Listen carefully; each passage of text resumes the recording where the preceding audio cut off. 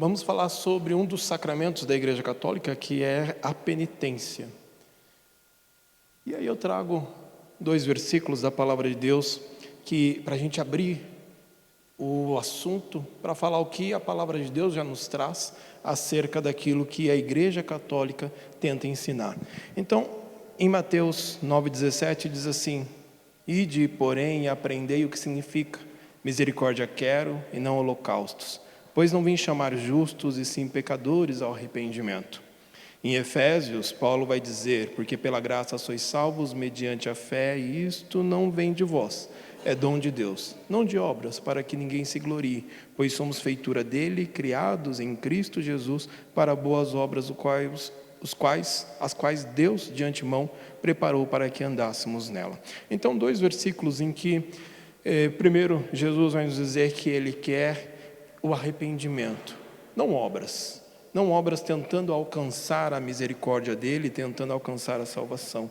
E Paulo vai dizer à igreja de Efésios de que somos salvos pela graça de Deus, e essa graça de Deus vem somente por ele, e as obras é consequência da nossa salvação. Antes de entrar ao tema propriamente dito, vamos orar a Deus. Senhor nosso Deus, eterno Pai, louvamos e agradecemos a Ti por esta manhã, onde cultuamos o Teu nome, onde louvamos e reconhecemos a Tua grandeza, ó Pai. E neste momento, dedicamos a Ti para que o Senhor possa nos iluminar com Teu Santo Espírito, para que possamos aprender mais da Tua palavra, para que possamos, ó Pai, estruturar a defesa da nossa fé, pois confiamos em Cristo e sabemos que somente Ele é capaz de nos salvar, e que esta verdade esteja no nosso coração e que o Teu Santo Espírito nos capacite para pregar o Teu Evangelho e defender a nossa fé sempre. É em nome de Teu Filho Jesus que nós oramos hoje e para todo sempre. Amém. Bom, meus irmãos, a Igreja Católica então vai tentar contrariar esses 2 versículos falando sobre a penitência sendo um sacramento. E o que eu trago, já que penitência é um sacramento, logo a penitência é necessária para a salvação. E é isto que a Igreja Católica nos traz, que nós precisamos viver e ter atitudes de penitências ao longo da nossa vida para que possamos ser salvos. Sem ela, sem o batismo ou sem obedecer os demais sacramentos, nós não alcançamos a salvação. E vai dizer assim o Catecismo Romano de 1566: Ora, não padece nenhuma dúvida de que os sacramentos pertencem à categoria dos meios pelas quais se logra a salvação e a justificação. Então eu trouxe aqui para que não haja dúvida e nem dupla interpretação. Lograr é obter o direito de ter alguma coisa. Então, obedecer os sacramentos nos dá o direito da salvação. E penitência, propriamente dito, que a Igreja Católica Apostólica Romana nos fala sobre ela. No Catecismo Romano vai dizer que nós temos 2 tipos de penitência, a interior e a exterior. Quando eles vão falar sobre a penitência interior, eles dizem assim: consiste a penitência interior em converter-nos a Deus de todo o coração, em obedecer e odiar os pecados cometidos, em firmar-nos no determinado propósito de mudar a vida e corrigir os maus costumes, mas tudo isso na esperança de conseguirmos perdão da misericórdia divina. Então, o Catecismo nos traz de que a penitência interior é a conversão, é arrependimento, mas não trazida pelo Espírito Santo conforme Efésios nos mostra, mas para que nós venhamos nos firmar, determinando o propósito de mudar a nossa vida e mudar a nossa vida, alcançando a salvação e mudar os maus costumes dentro de nós. Recentemente, em 92, pelo Catecismo da Igreja Católica, eles vão dizer que a penitência interior do cristão pode ter expressões muito variadas. As Escrituras e os padres insistem sobretudo em 3 formas: o jejum, a oração e a esmola, que exprimem a conversão em relação a si mesmo, a Deus e a outros. Então eles trazem que a penitência interior vai ser expressada através do jejum, a oração e a esmola. Então, se eu jejuo, eu estou trazendo sobre mim uma penitência para alcançar a salvação. Se eu oro, também é uma penitência. E se eu dou esmola ao próximo, também é uma penitência. Esses três são expressões da penitência interior que vai lograr sobre nós a salvação e a santidade em nossa vida. Tem também a penitência exterior, em que eles nos trazem a fala da seguinte forma: acerca da penitência exterior, devemos ensinar que nela, propriamente, consiste a essência do sacramento. Consta de alguns atos exteriores e sensíveis que exprimem os efeitos que se operam interiormente na alma. Estes tempos são particularmente apropriados para os exercícios espirituais, as liturgias penitenciais, as peregrinações em sinais de penitências, as privações voluntárias como o jejum e a esmola, a partilha fraterna, obras caritativas e missionárias. Então aqui a Igreja Católica nos traz que a penitência exterior é tudo aquilo que nós fazemos e que é visto pelos outros. As grandes peregrinações. Quantos de nós já vimos pessoas que saem andando quilômetros, atravessando estados, para chegar até um certo local? Quantas vezes nós vimos pessoas andando de joelhos, subindo escadas de joelhos, para alcançar um certo favor de Deus? Tudo isso é a penitência exterior, que a Igreja Católica chama. Catecismo Romano. O Catecismo Romano ele é muito mais denso quando fala-se de penitência. Ele leva, são muitos textos falando sobre isso, em várias partes dele. Então, desde a introdução do Catecismo, eles falam sobre penitência. Quando fala de sacramentos, eles falam de penitência. Quando fala da vida de santificação, eles falam de penitência. E fora o texto gigante que eles têm lá só para penitência. E o interessante, que até coloquei aqui em um dos textos, o porquê que eles se delongam tanto falando sobre penitência? Porque depois do batismo, a única forma de você se manter salvo é pelas penitências. Porque no batismo você se purifica e se torna ingênuo.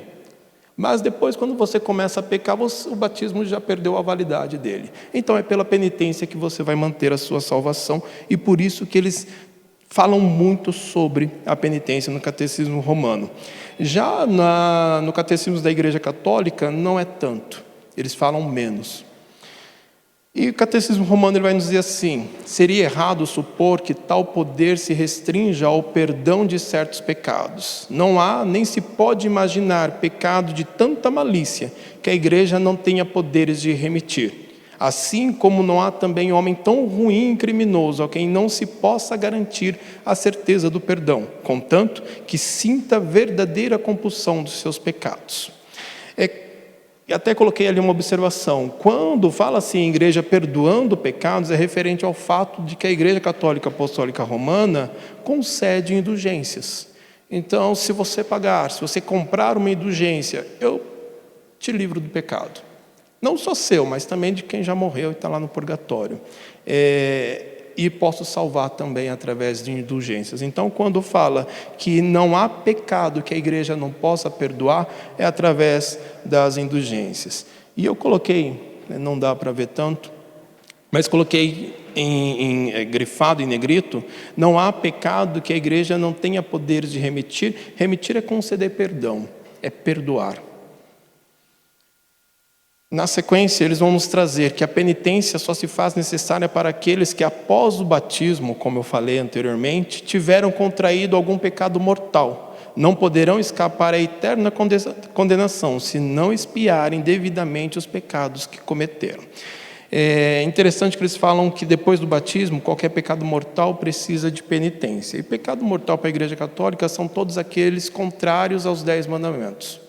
E Jesus vai nos trazer um resumo dos 10 mandamentos: amar o próximo, e amar o próximo, amar a Deus acima de todas as coisas, e amar o próximo como a si mesmo. E ele vai nos trazer que destes 2 mandamentos dependem toda a lei e os profetas, como está lá em Mateus 22:40. Então, resumindo, meus irmãos, qualquer pecado para a Igreja Católica precisa de penitência. Quando eles falam pecado mortal, e nós olhamos para a palavra de Deus, e que a palavra de Deus diz que os 10 mandamentos é um compilado de todas as leis, de todo o pecado que nós cometemos, qualquer pecado para a Igreja Católica necessita de penitência, e se não houver penitência, você perde a sua salvação.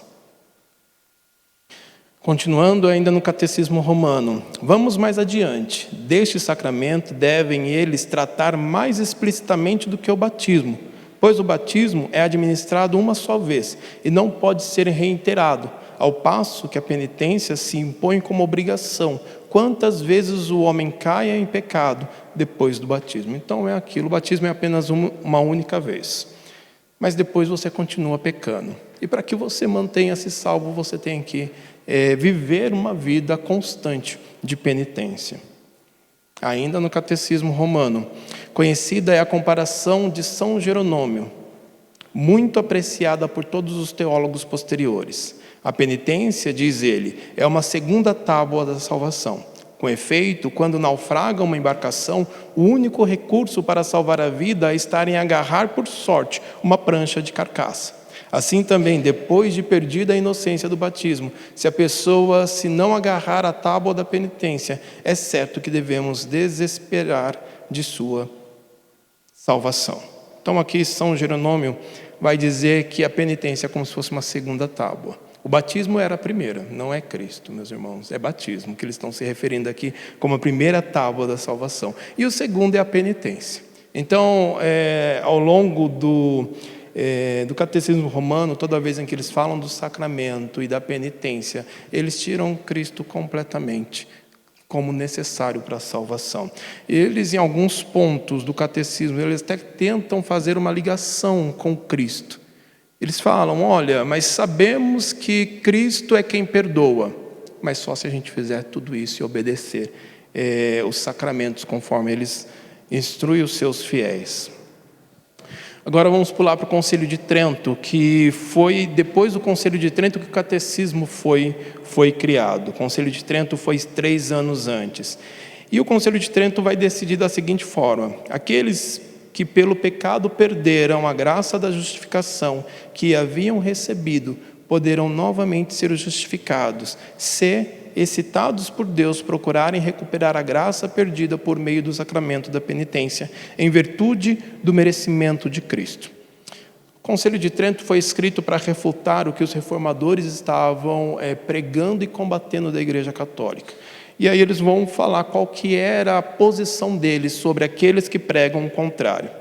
Se alguém disser que a todo pecador penitente que recebeu a graça da justificação é de tal modo perdoada a ofensa e desfeita e abolida a obrigação à pena eterna, que não lhe fica obrigação alguma de pena temporal a pagar, seja neste mundo ou no outro, no purgatório, antes que lhe possam ser abertas as portas para o reino dos céus, seja excomungado. Então, a Igreja Católica determina no Concílio de Trento que aqueles que pregam que uma vez arrependido e salvo por Cristo Jesus, e não precisa passar por penitências, seja neste mundo ou seja no purgatório, seja excomungado. Seja excomungado assim como Pedro Valdo foi, da Igreja Católica. E para eles excomungado você não faz parte do corpo de Cristo, você vai receber a condenação eterna. E aí tem uma carta de 1966 do Papa João XXIII, em que ele vai dizer assim sobre as penitências: fazer penitência pelos próprios pecados é para o homem pecador, segundo o explícito ensinamento de nosso Senhor Jesus Cristo, a primeira condição, não apenas para solicitar o perdão, mas ainda para chegar à salvação eterna. Evidente se torna, pois, quão justificada seja a atitude da Igreja Católica, dispensadora dos tesouros da divina redenção, a qual sempre considerou a penitência como condição indispensável para o aperfeiçoamento da vida de seus filhos e para o seu melhor futuro. Então, o Papa, de 1962, ele vai dizer que a penitência é indispensável para a vida do fiel. Sem a penitência, a vida dele não é santificada e ele não alcança a salvação. E aí, mais recentemente, no Catecismo da Igreja Católica, eles nos trazem a seguinte informação: a doutrina e a prática das indulgências na igreja estão estritamente ligadas aos efeitos do sacramento da penitência. Aqui, no Catecismo da Igreja Católica, eles fazem uma ligação com as indulgências e a penitência, onde eles dizem que está muito ligado, como se a indulgência fosse uma forma de penitência. Então eu peço uma indulgência para a Igreja Católica, ela me fornece essa indulgência e meus pecados estão perdoados. A alma do meu parente ou por quem eu pedi aquela indulgência sai do purgatório e vai direto para o céu. Então é isso que o Catecismo de 92 vai nos trazer, que as indulgências está estritamente ligada com as penitências. É interessante trazer isso, porque tanto penitência que eles fazem, trazendo sofrimento sobre o seu corpo, quanto a indulgência, que não é nem sofrimento, mas é o fato de eu pagar, de eu comprar uma indulgência, de eu pedir uma indulgência para o sacerdote da Igreja Católica, ele liberar. Eu preciso fazer isso com certa recorrência. Se eu tiver que me manter salvo todos os dias, eu vou ter que fazer uma penitência. Se eu tiver que salvar a alma de alguém, de algum conhecido meu, eu tenho que pedir indulgências com certa frequência, porque nenhuma delas é definitiva. Ao contrário do que a palavra de Deus nos fala sobre a salvação que Cristo Jesus nos traz.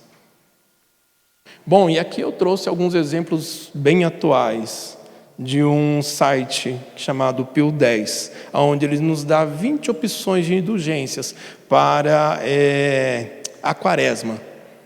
E vai nos dizer assim, algumas penitências: aguentar em silêncio julgamentos e perseguições, beber café e suco sem açúcar e adoçante, comer alimentos que não gostem muito, verduras, saladas e frutas, deixar de emitir julgamentos e valores pelas situações, deixar de tomar banhos quentes ou mornos, escolher subir de escada deixando os elevadores, ficar alguns minutos por dia em silêncio, ler livros e artigos católicos e espirituais dos santos, meditar todos os dias em um trecho das Sagradas Escrituras, não beber refrigerantes, não comer doces e sobremesas, não ingerir bebidas alcoólicas, não reclamar das atividades físicas, não reclamar ou murmurar, não utilizar o ar-condicionado, rezar de joelhos, rezar o terço, terminar as refeições sem estar totalmente saciado, barriga cheia, trocar andar de carro por andar de a pé,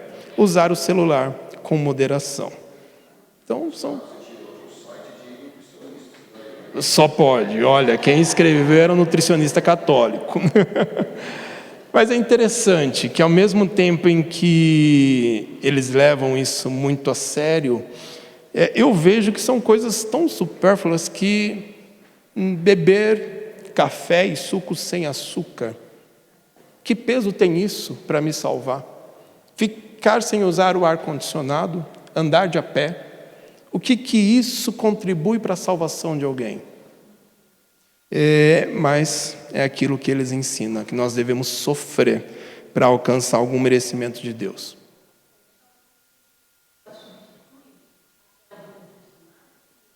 Não, é somada a elas. A penitência de se confessar, ela é mantida pela Igreja Católica.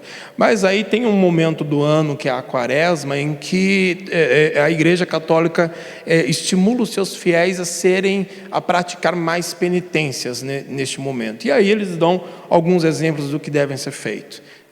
Várias atitudes, então, para alcançar favor de Deus.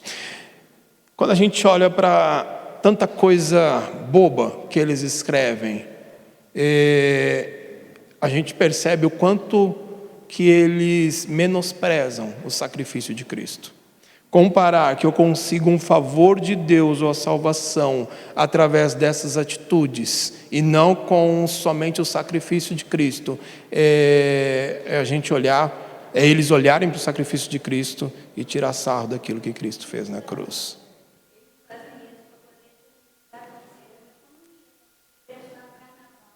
Pode ser, porque o carnaval eles continuam. Mas, brincadeiras à parte, meus irmãos, quando a gente entende que tudo isso aqui eles levam a sério como uma forma de alcançar o favor divino, eles estão menosprezando de uma forma muito gritante aquilo que Cristo Jesus fez na cruz por nós. E o início deste erro? Quando que começou a entender que nós precisávamos participar, ajudar a Cristo na nossa salvação? Nós temos alguns teólogos por volta dos anos 300, em que eles vão defender posições diferentes dentro da própria Igreja Católica. Pelágio, conhecido, ele vai dizer, Carnes vai dizer sobre ele que, para Pelágio, todo homem é criado livre como Adão, tendo, portanto, capacidade de escolher entre o bem e o mal. Cada alma é uma criação individual de Deus, não herdando, por isso, a contaminação do pecado de Adão. A universalidade do pecado no mundo é explicada pela fraqueza da carne humana e não pela corrupção da vontade humana pelo pecado. Então, para Pelágio, o que Carnes está dizendo aqui é que ele não acreditava que o pecado do homem veio por causa do pecado de Adão, em que nós temos a mesma condição que Adão tinha, de escolher entre o bem e o mal, e cada um escolhe aquilo que bem entende, mas que se nós nos mantermos puros, nós temos a salvação. Agostinho vai completamente diferente, e o que Carnes coloca sobre Agostinho é o seguinte: o grande bispo de Hipona se opôs ao que ele cria ser uma negação da graça de Deus, afirmando que a regeneração é uma obra exclusiva do Espírito Santo. Então, opondo o que Pelágio falou, Agostinho diz que não, a regeneração, o homem caiu junto com Adão, e toda a humanidade é pecadora, e que regeneração é exclusiva do Espírito Santo. Bom, teve então as ideias de Pelágio, de Agostinho, e aí veio o concílio de Éfeso, em 431. A Igreja Católica não apoiou Pelágio, mas também não gostou muito da posição de Agostinho. Aí vem um terceiro, que é João Cassiano. Ele vai dizer assim, ele vai criar um meio termo para que a Igreja Católica aceite. João Cassiano procurou encontrar uma solução conciliatória, em que a vontade humana e a divina pudessem cooperar na salvação. Entendia ele que todos os homens são pecadores devido à queda, e que suas vontades estão enfraquecidas, mas não totalmente corrompidas. Então, João Cassiano, para ficar bem na foto, fez ali um meio termo, pegou um pouco de Pelágio, pegou um pouco de Agostinho, e então trouxe ali uma nova teologia, que foi aceita pela Igreja Católica, mas depois Carnes vai nos dizer mais para frente que depois a Igreja Católica não gostou tanto assim, ficou mais para o lado de Agostinho. Mas quando a gente olha como a Igreja Católica seguiu, Agostinho está bem distante daquilo que eles defendem desde então. Um outro ponto que ajudou a esse entendimento da Igreja Católica foi o monasticismo. E na aula que eu dei sobre as boas obras, eu entrei um pouquinho sobre penitências, porque sacramentos acaba sendo uma boa obra para eles, e eu falei um pouquinho do monasticismo como algo que gerou aí o entendimento de penitências. E o que Carnes vai nos dizer também sobre o monasticismo, a origem do monasticismo é o seguinte: vários fatores contribuíram para o surgimento do monasticismo dentro da igreja. A doutrina dualista entre a carne e o espírito, considerando a carne má e o espírito bom. A fuga do mundo, segundo pensava, ajudava a pessoa a crucificar a carne e desenvolver a vida espiritual pela meditação e pela ascese. Ascese é o arrependimento, é buscar uma vida pura. Com a união entre a igreja e o Estado, a possibilidade do martírio desapareceu, mas aqueles que almejavam o martírio como garantia de sua fé poderiam encontrar um substituto psicológico nas práticas ascéticas no monasticismo. Vamos dizer que no início não era de todo errado. As pessoas, quando a igreja e o Estado se uniram, depois de Constantino, os cristãos pararam de ser perseguidos. E todo aquele fervor que eles sentiam no coração de entender que eles estavam servindo a Deus com fidelidade, porque eles eram perseguidos e mortos, e eles defendiam a verdade de Cristo até a morte, acabou. Então eles queriam ainda ter aquele sentimento de que eu sou fiel a Deus. E aí, com a abertura da igreja, a igreja podendo exercer ali a sua vida religiosa sem nenhuma perseguição, começou a adentrar muitas coisas erradas dentro da igreja. E algumas pessoas se distanciaram, então, do convívio social. Muitos foram para desertos, viver em cavernas, para que eles não vivessem neste mundo. Um certo pensamento correto de se afastar das coisas erradas, mas não foi isso que Deus nos pediu, de se afastar completamente e viver de forma isolada. E aí começam os exageros. E Carnes nos traz alguns exageros bem extremos sobre isso. Ele vai dizer que um certo monge, Simeão Estilita, depois de viver enterrado até o pescoço por vários meses, resolveu alcançar a santidade, sentando-se numa estaca. Ele passou 30 anos no topo de uma coluna de 18 metros, perto de Antioquia. Outros viviam no campo e pastavam capim como bois. Um certo Amon conseguiu alguma fama de santidade por jamais ter se despido ou tomado banho, depois que se tornou eremita. Um outro andou nu nas proximidades do Monte Sião durante 50 anos. Estes, entretanto, era apenas a facção fanática do movimento e eram encontrados mais no Oriente do que no Ocidente. Então nós vemos aqui alguns inícios do entendimento de que as nossas ações contribuem para que a nossa vida seja santificada e de que nós podemos contribuir para com a nossa salvação. Tanto lá com os pensamentos de Pelágio e de João Cassiano, quanto também com o movimento do monasticismo dentro da Igreja Católica. E aqui também já mostrei para vocês a foto que Carnes nos traz, onde um monge, Macário, depois de matar um pernilongo, ele se arrepende grandemente e ele vai viver 6 meses num pântano, servindo-se de alimento para os mosquitos que estavam lá. E a foto de um outro monge em que era comum isso acontecer, os monges que viam as mulheres como fonte de tentação e do pecado, para fugir da tentação, queimavam os seus dedos, para que não pudessem cometer pecado algum relacionado a esse tipo de tentação. Então na foto ali tem um monge com a mão esquerda sem nenhum dedo, e na outra mão apenas 2 dedos, para que eles não pecassem.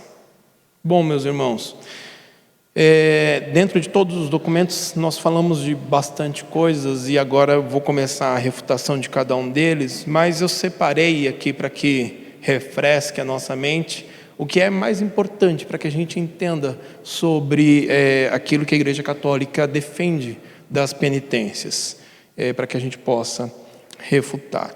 E o que eles nos trazem naqueles textos? Que a penitência alcança a salvação, que a penitência muda e corrige os maus costumes da nossa vida, que o jejum, a oração e a esmola são penitências que nos santifica e salva, a indulgência perdoa pecados e salva a alma mesmo após a morte.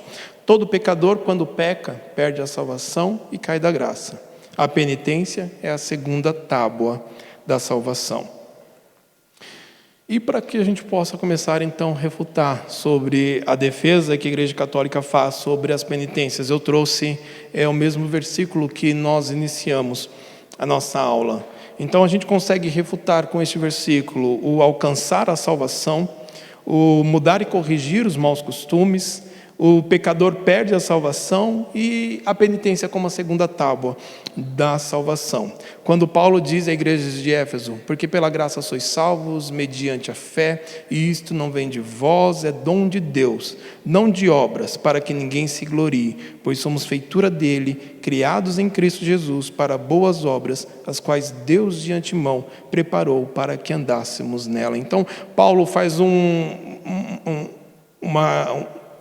resumo daquilo que nós precisamos entender sobre como é a nossa vida depois que nós aceitamos a Cristo. É pela fé, e essa fé não vem de nós, é o próprio Deus que nos dá essa fé.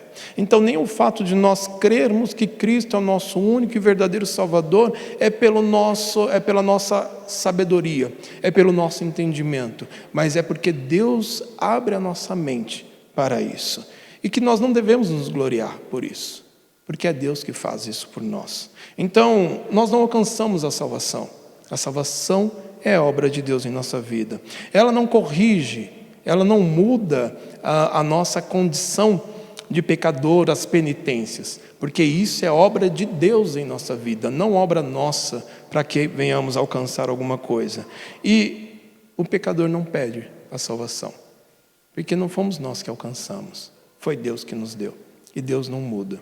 E os planos de Deus para a nossa vida, eles não podem ser alterados. E como segundo tábua da salvação, o batismo não é o primeiro, e a penitência muito menos a segunda tábua da nossa salvação, porque a nossa salvação está em Cristo Jesus. Ainda para refutar esses pontos, João 3, 16 e 19 nos diz assim: porque Deus amou o mundo de tal maneira que deu o seu Filho unigênito, para que todo o que nele crê não pereça, mas tenha vida eterna. Quem nele crê não é julgado, o que não crê já está julgado, porquanto não crê no nome do unigênito Filho de Deus. Meus irmãos, aqui Cristo vai nos trazer de que nós precisamos crer. E se nós cremos, nós não seremos julgados. E esse crer, conforme fala em Efésios, não vem de nós, vem de Deus. Em Atos diz: e não há salvação em nenhum outro, porque abaixo do céu não existe nenhum outro nome dado entre os homens, pelo qual importa que sejamos salvos. E em 2 Coríntios, vai nos dizer: ora, tudo provém de Deus, que nos reconciliou consigo mesmo por meio de Cristo, e nos deu o ministério da reconciliação, a saber, que Deus estava em Cristo reconciliando consigo o mundo, não imputando aos homens as suas transgressões, e nos confiou a palavra da reconciliação.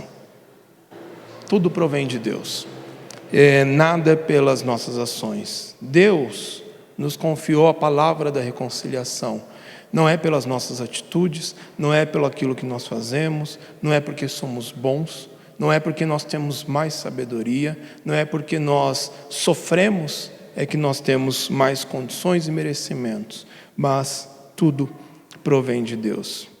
E quando fala sobre indulgências relacionadas à penitência, eu peguei um sermão sobre a indulgência e a graça que Martinho Lutero fez em 1517, em que ele vai dizer assim, junto ele traz um versículo, ele vai dizer: afirmo, entretanto, que não se pode provar a partir da Escritura que a justiça divina deseja ou exige do pecador castigos ou satisfação que vão além de sua contrição ou conversão sincera e verdadeira, com o propósito de carregar doravante a cruz de Cristo e de praticar as obras acima mencionadas, mesmo que não estejam prescritas por ninguém.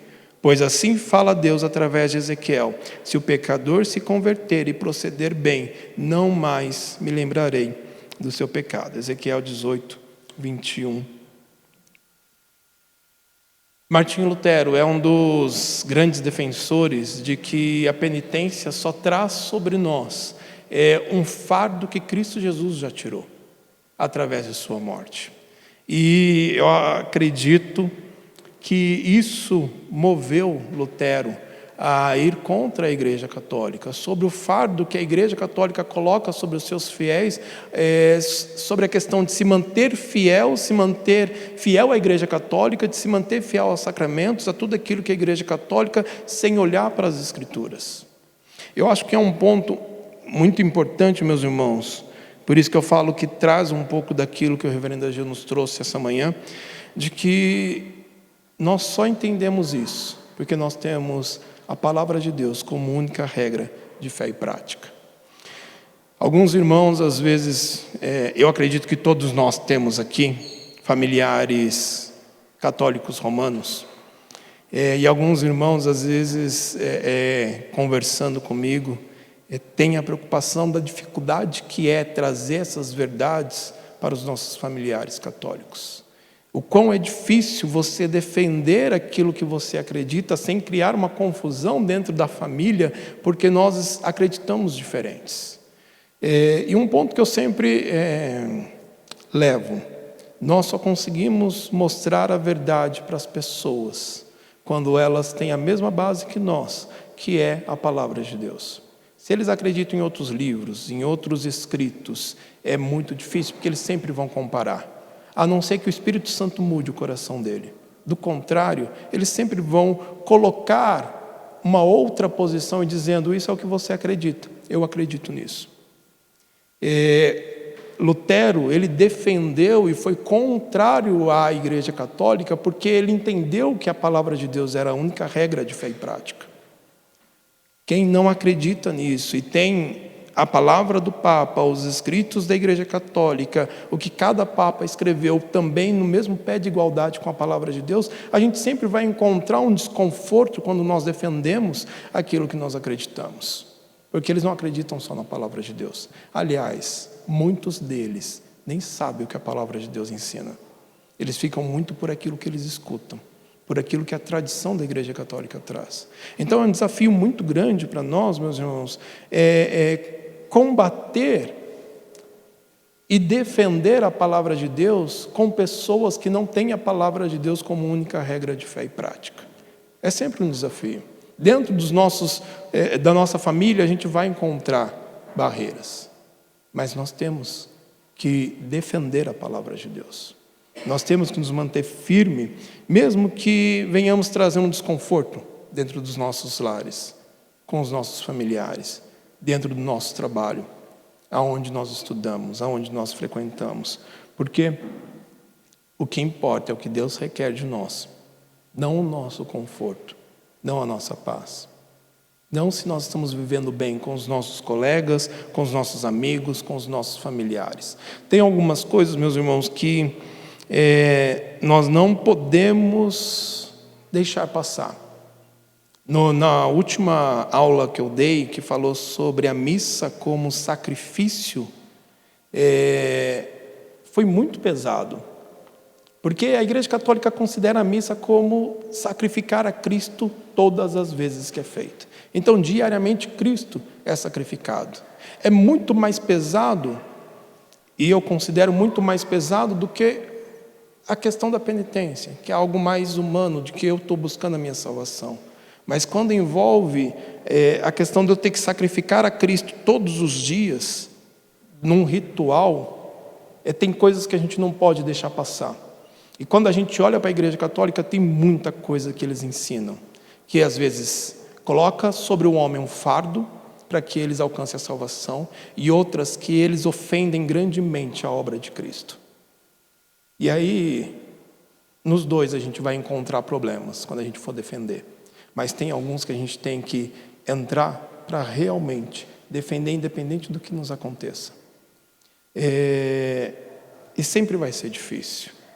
Se a gente quiser manter uma harmonia, nós não vamos falar nada nunca para ninguém. Mas se a gente quiser realmente defender a palavra de Deus, o Evangelho de Cristo, as verdades de Cristo, nós vamos encontrar. Não teve um personagem ao longo da história que, ao defender aquilo que a palavra de Deus ensina, não foi perseguido. Nós somos perseguidos. É muito fácil eu estar falando para vocês que acreditam, que tem a palavra de Deus como única regra de fé e prática, que às vezes quando nós projetamos aqui os escritos da Igreja Católica, a gente fala: nossa, como eles estão errados. Mas é muito mais difícil a gente falar isso para as pessoas que olham esses escritos e falam: nossa, que maravilha de verdade. Então, é fácil, vocês não me questionam, vocês não me confrontam, mas quem vai nos ouvir, centenas de pessoas nos ouvem através da internet, muitos vão ser contrários àquilo que nós estamos falando. Mas o que nós queremos? E eu acho que é importante é que, além dessas centenas de pessoas que nos ouvem, nós também falarmos para as pessoas que estão em nossa volta que eles acreditam em algo que não é aquilo que Deus quer. Se o Espírito Santo vai convencê-los ou não, não compete a nós, mas nós devemos defender a verdade. Assim como Martinho Lutero defendeu, foi perseguido por isso. E graças a Deus, através dele, Deus mudou a rota, o caminho que a igreja estava seguindo. E hoje nós podemos dizer que nós somos e temos a palavra de Deus como única regra de fé e prática. E que nós não precisamos contribuir com a salvação. E acho que Isso é algo que sempre a gente tem que ter a mente e a tranquilidade de dizer. Eu não preciso dizer que eu não preciso fazer nada para contribuir com a salvação, porque isso, para aqueles que realmente têm o Espírito Santo, não vai dar uma abertura, uma liberdade para que nós venhamos viver de qualquer forma, porque a gente sabe que não é assim, e não é para isso que Deus nos chamou. Então, quando eles defendem de que nós não podemos pensar dessa forma, senão a gente dá abertura para que o homem faça e viva de qualquer jeito, porque Cristo já morreu, é porque eles não entendem realmente qual que é a obra do nosso Salvador, aquilo que nos alcançou. Então, nós devemos sim declarar: eu não preciso fazer nada para ser salvo, porque Cristo já fez por mim. Quando eles falam sobre indulgências como perdoar pecados, o jejum, a oração e a esmola nos conduz à salvação, a palavra de Deus vai nos dizer: concluímos, pois, que o homem é justificado pela fé, independentemente das obras da lei. E em Gálatas vai nos dizer: sabendo, contudo, que o homem não é justificado por obras da lei, e sim mediante a fé em Cristo Jesus, também temos crido em Cristo Jesus, para que fôssemos justificados pela fé em Cristo, e não por obras da lei, pois por obras da lei ninguém será justificado. Ainda sobre jejum, oração e esmola, Paulo vai nos dizer, através da carta aos Romanos, assim: também o Espírito semelhantemente nos assiste em nossa fraqueza, porque não sabemos orar como convém, mas o mesmo Espírito intercede por nós sobremaneira, com gemidos inexprimíveis. Se a oração é uma penitência que nos traz santificação e nos faz alcançar a salvação, como pode, se nem orar nós sabemos, se a gente não tiver o Espírito Santo? Como pode uma ação nossa que nós não sabemos fazer corretamente nos salvar e nos trazer uma santificação, se a própria palavra de Deus está dizendo: vocês não sabem orar? Se o Espírito Santo não agir e não conduzir vocês, não conduzir a oração de vocês até Deus, essa oração não tem validade nenhuma. Todo pecador, quando peca, perde a salvação. E Romanos 6, de 1 a 7, vai nos dizer assim: que diremos, pois? Permaneceremos no pecado para que seja a graça mais abundante? De modo nenhum. Como viveremos ainda no pecado, nós, o que para ele morremos? Ou porventura, ignorais que todos nós que fomos batizados em Cristo Jesus, fomos batizados na sua morte? Fomos, pois, sepultados com ele na morte pelo batismo, para que, como Cristo foi ressuscitado dentre os mortos pela glória do Pai, assim também andemos nós em novidade de vida. Porque se fomos unidos com ele na semelhança da sua morte, certamente o seremos também na semelhança da sua ressurreição.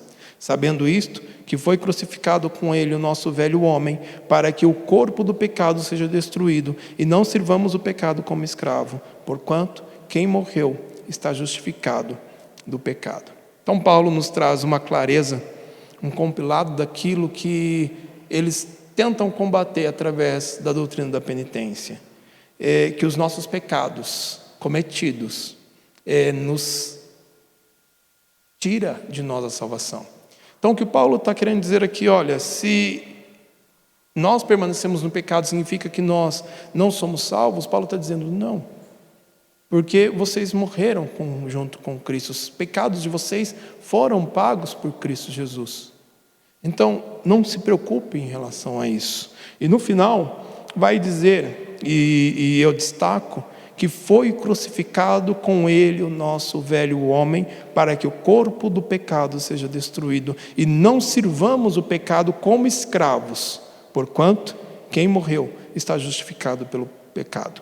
Meus irmãos, quando fala que nós não sirvamos o pecado como escravos, é porque Cristo nos libertou. Ele nos deu a liberdade que nós antes não tínhamos, porque o pecado era o nosso Senhor, e Cristo tirou isso. Hoje nós somos livres e o pecado não tem domínio sobre nossa vida. Não significa que nós não vamos mais pecar, mas significa que o pecado não nos condena mais, e que a nossa vida vai ser uma vida buscando a santidade de Deus. Que todos os dias, quando eu cometer um pecado, eu vou entender, vou me arrepender e vou buscar o perdão. Que o jejum, que a oração, que as nossas atitudes de boas obras não servem para nos salvar. Que o jejum nos aproxima de Deus, mas não me salva. Que a oração é uma conversa, uma aproximação que eu tenho com Deus, mas não de uma forma de alcançar favor, mas de uma forma de dependência que nós temos de Deus. E que nós somos justificados do nosso pecado através da morte de Cristo. Meus irmãos, para finalizar, eles justificam a questão de penitência porque eles dizem que está na palavra de Deus, na Bíblia, e na versão Ave Maria diz assim, em Mateus 4,17, como um mandamento de Cristo. Desde então Jesus começou a pregar: fazei penitências, pois o reino dos céus está próximo.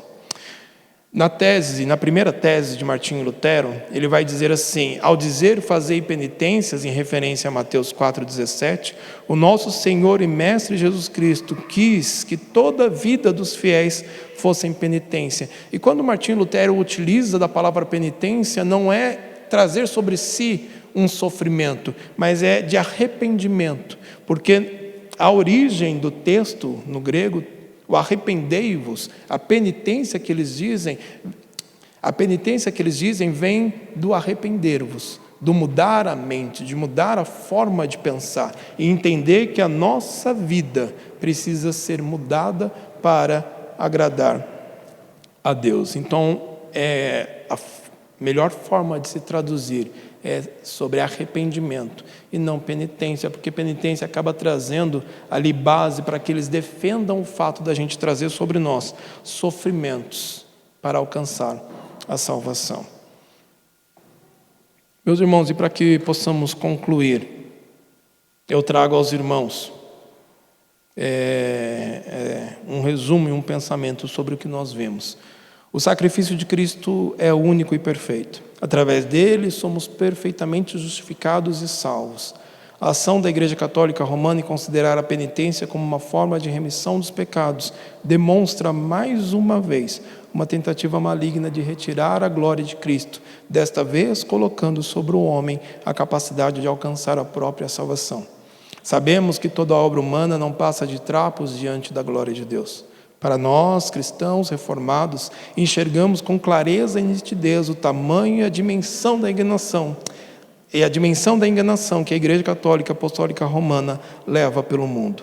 Porém, aos homens perdidos que buscam o controle da própria vida, ao mesmo tempo que desejam os céus, é uma forma de massagear seu ego, dando a sensação de estar no caminho correto e se distanciando cada vez mais da cruz de Cristo. Essa doutrina traz sobre o homem um fardo que Cristo tirou.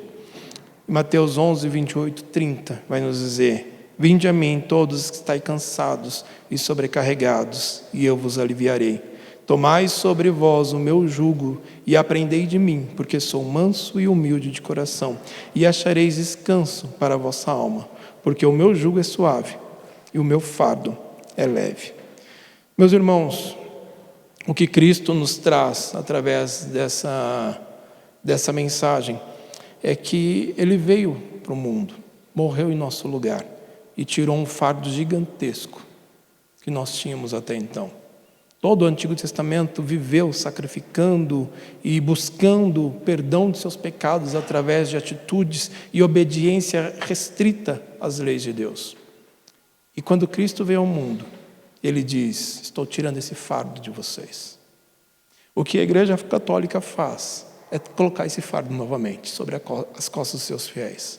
É dizer: olha, Cristo morreu, mas se vocês não seguirem isso aqui, não adianta de nada, vocês vão continuar indo para o inferno. Então a vida de um fiel católico que entende isso e vive uma vida de penitências é uma vida infernal.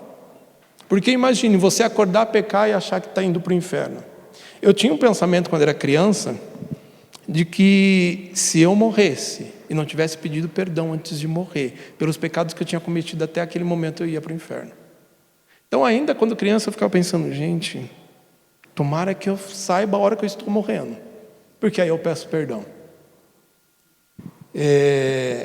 tinha esse pensamento, porque a família toda do meu pai era católica, e como a minha avó paterna era mais presente na minha vida, eu aprendia muito daquilo que ela ensinava e vivia. Então, esse pensamento que a Igreja Católica traz sobre os seus fiéis é um fardo que Cristo Jesus já tirou. O fato de você ter que viver em penitência para que você alcance a salvação. Cristo já tirou. Cristo morreu e salvou a nossa alma, a nossa vida. Através do Espírito Santo é que nós somos santificados e de forma definitiva nós fomos salvos. Não é pelas nossas ações, não é pelas nossas atitudes. Se nós somos bons, não é porque nós somos bons da nossa própria atitude, é porque o Espírito Santo está em nós. Que Deus possa nos conduzir e que em qualquer momento que nós venhamos trazer à mente de que as nossas atitudes são boas e por isso nós somos abençoados por Deus, que o Espírito Santo nos incomode a pensar o contrário. Porque nós somos abençoados por Deus porque Ele é misericordioso, não porque nós somos bons. E se nós temos alguma coisa boa, é porque o Espírito Santo está em nós. Porque a condição humana, e Deus muitas vezes nos permite ver isso, através de algumas barbaridades, através de algumas pessoas, o quão mau e perverso é o ser humano sem Deus. O quanto a mente humana consegue ser cruel sem Deus. Coisas que na nossa mente muitas vezes nem passa, e a gente olha algum acontecimento e fala, que barbaridade.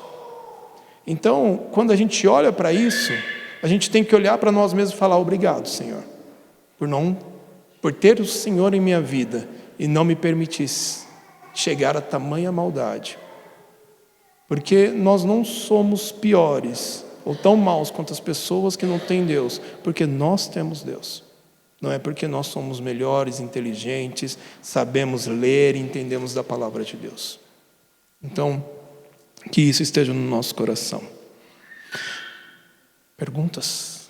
Contribuições?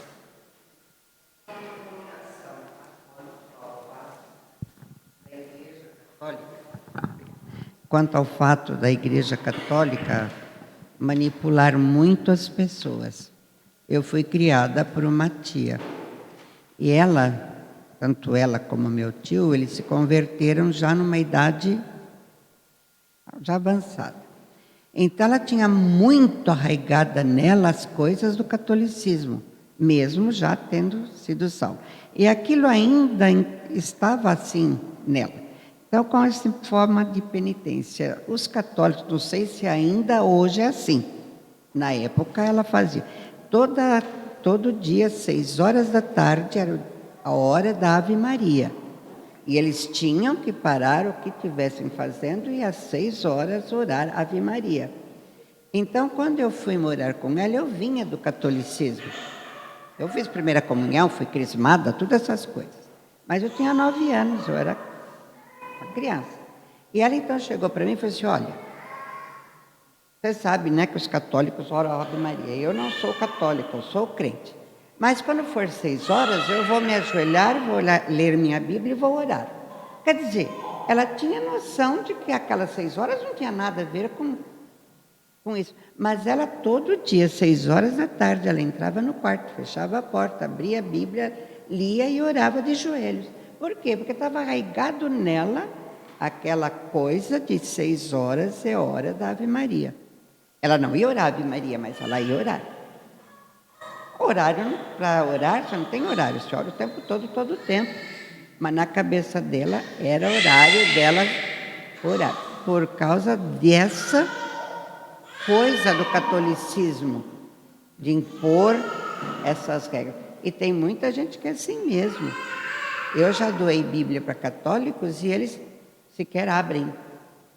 Porque é proibido para eles lerem uma Bíblia evangélica. Então, não abrem. Sim, olhando isso e até vendo a vida dessa familiar sua, minha irmã, até parece ser algo nossa, que bom, todo dia, 6 horas, tem ali regrado o fato de dedicar um tempo a Deus. Que mal tem nisso? É a intenção. Não o fato de eu ter comunhão com Deus, mas o fato de eu estar fazendo um favor para mim mesmo, de alcançar o favor de Deus através dessa atitude. Então, é muito disso. Às vezes a gente vê muitas pessoas ajudando o próximo, tendo atitudes santas, mas a intenção é errada. E é isso que Deus nos fala constantemente. Ele olha o coração, não o que é expresso através das nossas atitudes. Então, é algo muito importante.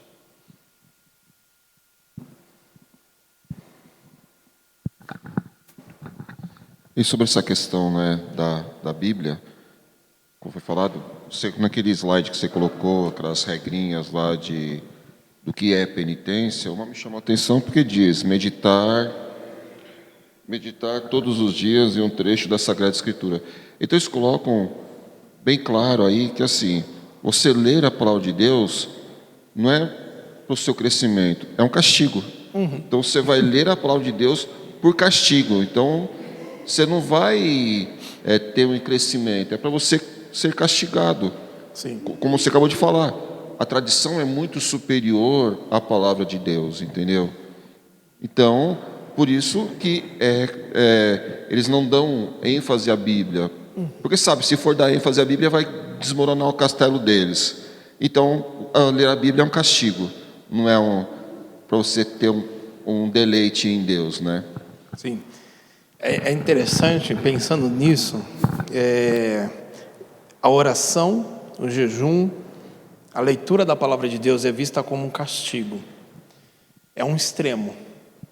Do outro lado, tem talvez um outro extremo, que talvez seja muitos cristãos entenderem que eu não preciso disso para alcançar a salvação, então eu não me dedico muito a isso. A oração, a leitura da palavra, eu passo dias sem ler, mas está tudo bem. Quando, na verdade, nós não precisamos fazer isso para alcançar favor, mas para estar mais próximo de Deus. Então, tem os dois extremos que a gente tem que tomar muito cuidado. Tanto este em que eu faço como uma penitência, quanto aquele em que eu falo assim, não preciso disso para ser salvo, então não vou levar tão a sério. Eu posso fazer do meu jeito, faço quando dá tempo. Então é um cuidado que nós precisamos ter, porque tem os dois lados também. É sempre importante, embora o fiel, o servo do Senhor é incomodado para que tenha essa comunhão com Deus. O verdadeiro servo de Deus, ele não consegue ficar muito tempo de forma relaxada sendo cristão, porque em algum momento isso vai ser dado um puxão de orelha a ele, e aí ele vai ter que se corrigir, mas tem sempre os dois extremos.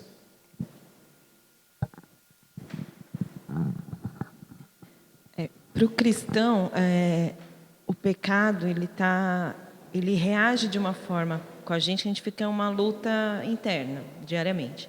Para o católico, não. Ele errou, ele foi a semana inteira, ele pecou. Aí vai no domingo, confessa seus pecados, reza 10 Pai Nosso, 5 Ave Marias, depende do tamanho do seu pecado. Pronto, vai para casa em paz, não aconteceu nada. Aí ele recomeça a semana, sempre assim. Então ele não tem essa crise diária de eu tô errando, eu tenho que pedir perdão, não. O perdão dele é o padre que vai dar e tá bom assim. Sim, sim. Realmente, eles vivem entendendo que é dele. Eu posso conseguir o perdão de Deus através da minha atitude. Não vou fazer hoje, amanhã eu faço. Domingo eu vou para a missa. E é bem aquilo, eu já usei alguns exemplos em que alguns católicos que a gente encontra por aí falam: nossa, preciso ir na missa, já vai fazer quase um ano que eu não vou. E eles precisam ir pelo menos uma vez ao ano na missa para manter a sua salvação. E é interessante porque simplesmente para esses católicos mais relaxados, uma vez ao ano tá bom. Então eu posso viver a minha vida de qualquer forma, mas uma vez indo à missa ao ano já está certo. É o que eles me pedem, então é o que eu faço. Então, infelizmente, é um pouco do que a irmã falou, assim, que é a lavagem, é a tradição que é feita uma lavagem cerebral e nos dá pensamentos assim, de que simplesmente eu vou na missa e pronto, está resolvido. Todo mal que eu fiz, pronto. Eu confesso meus pecados para o padre, ele me pede para rezar as 10 Ave Maria, 10 Pai Nosso, e pronto. Posso voltar a pecar, depois eu vou lá e já consigo o perdão. Já mantenho a minha salvação. Então, o quão distante as pessoas são afastadas de Deus com esse tipo de pensamento. Muito bem, irmãos. Então, é isso, que Deus possa nos conduzir a cada dia, cada vez mais fiéis ao Senhor. Vou pedir para o nosso reverendo Ageu pedir a Deus, nos conduzir a Deus em oração. Pai Santo, te agradecemos por tua palavra, que nos mostra claramente o tamanho da salvação que o Senhor nos deu, o perdão eficaz que temos em Cristo Jesus, que lavou de uma vez para sempre todos os nossos pecados, que na cruz pagou, ó Pai, de uma forma cabal todas as nossas dívidas. O escrito de dívida que pesava contra nós foi cravado na cruz e nós te louvamos por isso. Te agradecemos por esta exposição que nos foi trazida hoje pelo teu servo. Pedimos que continue abençoando a ele e abençoa todos nós, Pai, para que estejamos cada vez mais atentos à tua santa palavra, buscando santificação dia a dia, não como um meio para sermos salvos, porque já o fomos, mas como um deleite, como uma forma de estarmos cada vez mais próximos do Senhor, sendo abençoados por Ti. Abençoa-nos também a sermos instrumentos entre os nossos familiares e amigos que estão, ó Pai, sendo enganados, que estão sendo desviados da Tua santa verdade, que estão com fardos nas suas costas, fardos humanos. Ajuda-nos a mostrar a libertação que Cristo conseguiu para nós na cruz do Calvário, Pai. Fica conosco neste dia, abençoa todas as programações que ainda teremos, é o que nós pedimos em nome de Jesus. Amém.